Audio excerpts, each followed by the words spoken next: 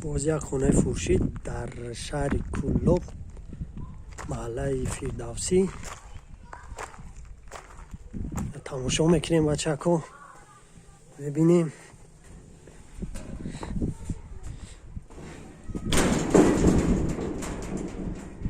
این تبرکش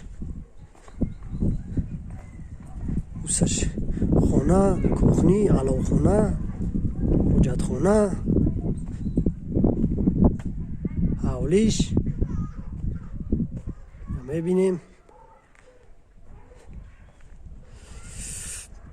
این خانه کلان، 3 خانه با ویراند، پادوال، تای ویراندش پادوال داره.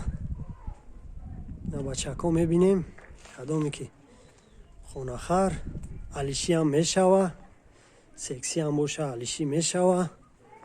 7 ساتیق زمین داره، گردش محکمه. حوض او داره، دوجه صرفه داره. این تا برک دیگه ریمون نداره، شکاتور کاگیه در نوش.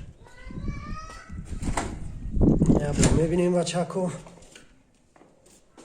نه شکاتور داره، الکتریکی کاگیه.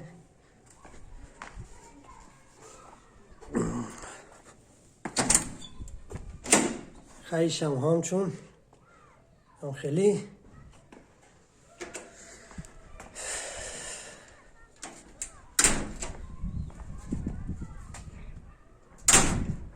ای پاره دروازه داره، ای پاره در بچه داره.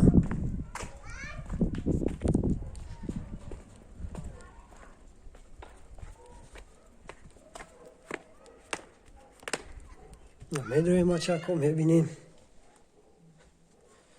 ریمونتی میونه داره، پیرانچه. اینجا 2 خانه درم بدرم، نه خانه زله. کسانی که